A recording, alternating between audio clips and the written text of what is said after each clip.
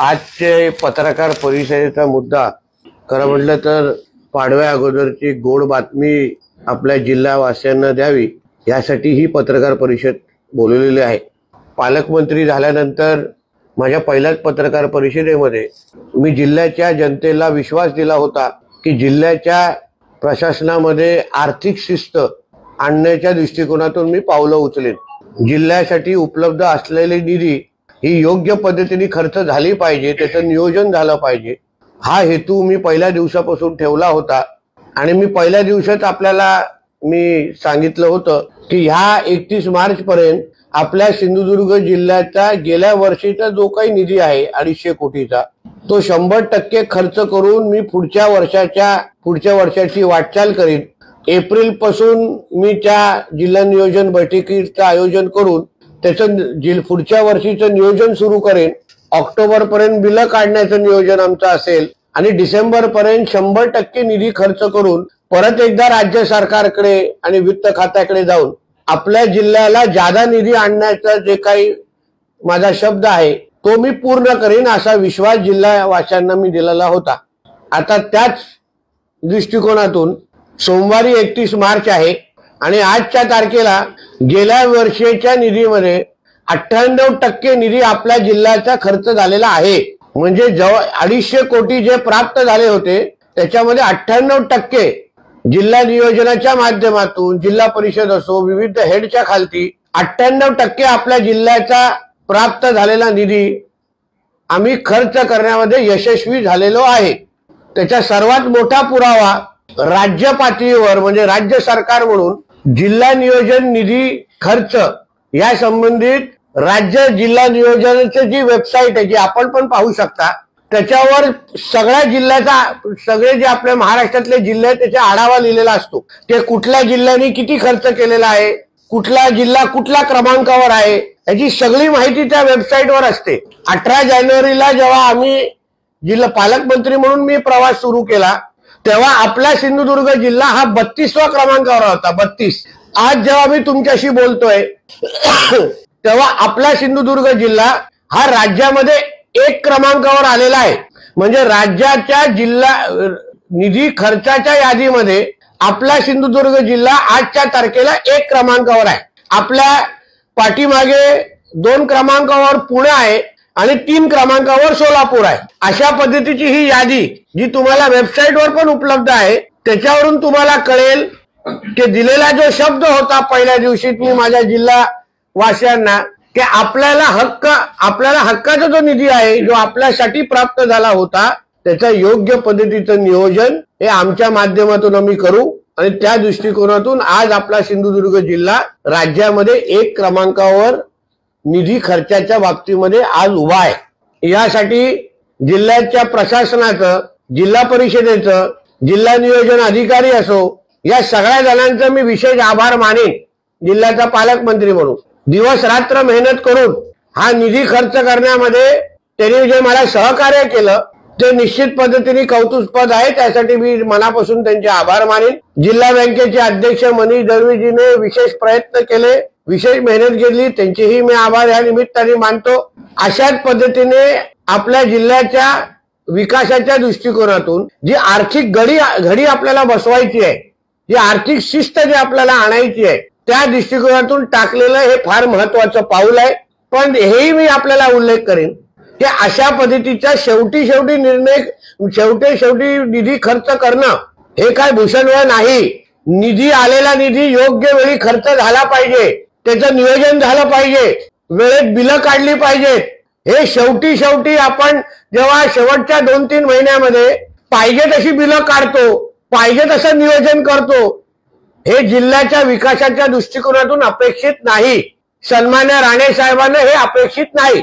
म्हणून येणाऱ्या पुढच्या वर्षामध्ये जसं मी तुम्हाला सांगितलंय एप्रिलच्या 15 तारखेच्या अगोदरच जिल्हा नियोजन बैठक घेतली जाईल, नियोजन सुरू करता येईल 300 कोटीचं। त्याप्रमाणे ऑक्टोबर पर्यंत आमची बिलं निघतील आणि डिसेंबर पर्यंत ते निधी खर्च होईल, जेणेकरून जिल्ह्याच्या विकासाबाबतीमध्ये जो शब्द आम्ही महायुतीचं सरकार म्हणून पालकमंत्री म्हणून मी माझ्या जिल्हावासियांना दिलेला त्या दिशेने माझी वाटचाल सुरू आहे। लोकांच्या विकासाच्या पलीकडे जे विकासाच्या मार्गावर कोणीही आडवं येत असेल तर मी सहन करणार नाही, ही भूमिका माझ्या पहिल्या दिवसापासून होती. काही अधिकाऱ्यांनी थोडा कंटाळा दाखवला, नियोजन योग्य पद्धतीने केलं नाही, त्यावेळी त्यांचा समज दिली गेली, त्यांना शासन केलं गेलं. जिल्हा परिषदेमध्ये जे काही गोष्टी नियोजनाच्या एकंदरीत चौकटीत बसत नव्हत्या त्या गोष्टीवर आम्ही सुधार करण्याची प्रक्रिया आमची सुरू झालेली आहे. ज्या ज्या बिंदूंमध्ये ज्या ज्या क्षेत्रामध्ये निधी योग्य पद्धतीने खर्च करून जिल्ह्याच्या नागरिकांचं दरडोई उत्पन्न वाढवण्यासाठी ज्या ज्या वर्गामध्ये ज्या ज्या सेक्टरमध्ये आम्हाला निधी खर्च करायला पाहिजे, जे जे नियोजन करायला पाहिजे त्या दृष्टिकोनातून आम्ही हे नियोजन केलेलं आहे. ज्या ज्या हेडच्या खालती खर्च केल्यानंतर जिल्ह्याच्या नागरिकांचा आर्थिक विकास होईल, राहणीमान सुधरेल, दरडोई उत्पन्न वाढेल, त्या सेक्टरमध्ये आम्ही तो निधी उपलब्ध करून देण्याचा प्रयत्न केलेला आहे. येणाऱ्या वर्षामध्ये पण आमच्या इथे दारिद्र्याखाली किंवा कुपोषण मुक्त जिल्हा करण्याच्या दृष्टिकोनातून आम्ही पावलं उचलतोय. आमच्या जिल्हा बँकेने त्याच्यामध्ये पुढाकार घेण्याचा ठरवलेला आहे. आमच्या जिल्ह्यामध्ये गरिबी संपावी, मागास जिल्हा हे जे काही टपका मध्ये मध्ये कोणतरी बोलायला प्रयत्न करतात, राणे साहेबांनी त्यांच्या प्रवासामध्ये आपल्या जिल्ह्याला आर्थिक समृद्धीकडे घेऊन गेले. त्याला फार मोठा हातभार आमच्या रवी चव्हाण साहेबांनी लावला. पण रस्ते पाणी ह्याच्या पलीकडे आमच्या जिल्ह्याला पर्यटनाच्या दृष्टिकोनातून, व्यवसायाच्या दृष्टिकोनातून, कृषीच्या दृष्टिकोनातून, उद्योगाच्या दृष्टिकोनातून एक आकर्षित केंद्र बनावं, गुंतवणुकीसाठी आकर्षित केंद्र बनावं, या दृष्टिकोनातून येणाऱ्या वर्षामध्ये आम्ही पावलं उचलणार आहोत. आणि त्याचा अनुभव पत्रकार मित्र म्हणून तुम्हाला निश्चित पद्धतीने येतील एवढा विश्वास या निमित्ताने मी व्यक्त करतो. या संबंधित आपले काही प्रश्न असतील तर आपण विचारू शकता. रत्नागिरी 17व्या क्रमांकावर आहे. पुढील वर्षासाठी याहून अधिकची मागणी असेल का? निश्चित असेल ना. जसं मी तुम्हाला त्यावेळी जेव्हा आमच्याकडे 300 कोटी प्राप्त झाले तेव्हाच मी तुम्हाला सांगितलेलं होतं की बाबा 300 कोटी हे मी जेव्हा डिसेंबर पर्यंत आम्ही खर्च करून टाकू तर परत एकदा वित्त मंत्र्यांकडे जाऊन आम्हाला तुम्ही अजून 100 कोटी द्या अशी मागणी आम्ही त्या निमित्ताने करण्यासाठी आम्ही बरोबर त्या चौकटीत बसू शकतो. आता जेव्हा आम्ही पहिल्यांदा वित्त मंत्र्यांबरोबर बसलो, सर्वात पहिला प्रश्न त्यांनी आम्हाला विचारला की तुमच्या गेल्या वर्षीचा निधी खर्च झालेला नाही. जेव्हा आम्ही 32व्या नंबरवर होतो, तुमच्या गेल्या वर्षीचा निधी खर्च झाला नाही, तुम्ही कुठल्या हिशोबाने आमच्याकडे जादा निधी मागताय? म्हणून आम्ही त्याच्यावर जोर टाकलेला आहे. आज आम्हाला ह्या वर्षीचं दायित्व पण आमचं कमी झालेलं आहे. जवळपास 16 कोटीवर आम्ही आलेलो आहे. 84 वरून 16 कोटीवर आलेलो आहे. म्हणजे पुढच्या वर्षीचं दायित्व पण आमचं फार कमी आहे, जे देणं आमचं लागतं. म्हणून एकंदरीत जिल्ह्याच्या आर्थिक नाड्या किंवा जिल्ह्याच्या आर्थिक ढाचा अगर आम्ही व्यवस्थित पद्धतीने बसवल्या तर तुम्हाला त्याचा फरक जिल्हावासियांच्या राहणीमानामध्ये आणि विकासाच्या दृष्टिकोनातून दिसेल. त्या संबंधित आदरणीय निलेश राणे साहेब त्या गावाच्या लोकांशी बोलतायत, संबंधित ग्रामस्थांशी बोलतायत. आमची इच्छा आहे की जिल्ह्यातल्या हे जे काही महत्वाचे प्रकल्प आहेत ज्याच्यामुळे आमच्या जिल्ह्यामध्ये मोठ्या प्रमाणात रोजगार निर्मिती होईल, मोठ्या प्रमाणामध्ये तिथे विकास येईल, ते प्रकल्प परत कशी सुरू करता येईल त्यासाठी त्या भागातले लोकप्रतिनिधी सरकारला विश्वासात घेऊन, ग्रामस्थांना विश्वासात घेऊन पावलं टाकण्याचं ठरलेलं आहे.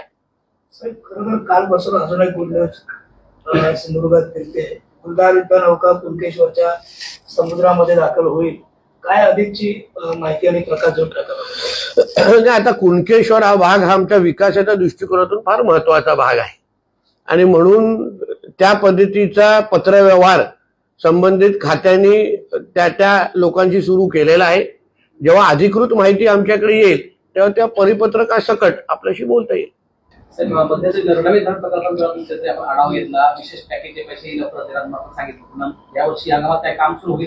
हो, आता त्या संबंधितलं जे पहिलं जे पॅकेजचे जे वितरण आहे त्या आर्थिक पॅकेजचे वितरण आता सुरू होईल.